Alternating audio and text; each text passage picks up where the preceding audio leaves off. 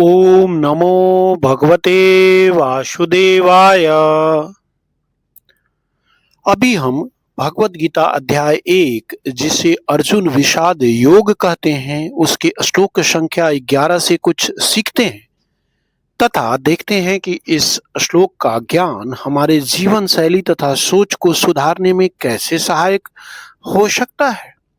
तो सर्वप्रथम उस विशेष श्लोक को स्मरण करते हैं। अन्येषु च सर्वेषु यथा भागम अवस्थिताः भीष्ममेवा अभिरक्षन्तु भवन्तः सर्व एव ही। यहाँ दुर्योधन अपनी सेना को निर्देश देता है कि सभी योद्धा अपने अपने स्थान पर स्थित रहकर विशेष रूप से भीष्म पितामह की रक्षा करें। पहली दृष्टि में यह केवल युद्ध की एक रणनीति प्रतीत होती है, लेकिन यदि ध्यान से देखें तो यह श्लोक दुर्योधन की भीष्म पर निर्भरता को भी प्रकट करता है। ध्यान दीजिए, इतनी विशाल सेना होने के बाद भी दुर्योधन का मुख्य ध्यान भीष्म की सुरक्षा पर है। यही एक सूक्ष्म संकेत छिपा हुआ है।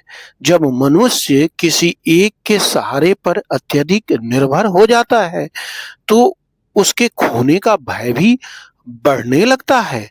अभिरक्षन्तु शब्द भी अत्यंत महत्वपूर्ण है। यह केवल सुरक्षा नहीं बल्कि मानसिक सहारे को बचाए रखने की भावना को भी दिखाता है और जीवन में भी यही सत्य लागू होता है। अक्सर मनुष्य बाहरी सहारों में स्थिरता खोजता है, जबकि वास्तविक स्थिरता भीतर विकसित करनी होती है।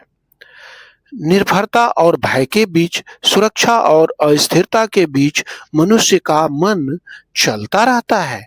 इस प्रकार यह श्लोक हमें सिखाता है कि केवल बाहरी सहारों पर आधारित आत्मविश्वास अस्थायी नहीं होता। तो लेते हैं श्री हरि का नाम ताकि आप पर, हम पर, सब पर प्रभु की कृपा दृष्टि सदैव बनी रहे।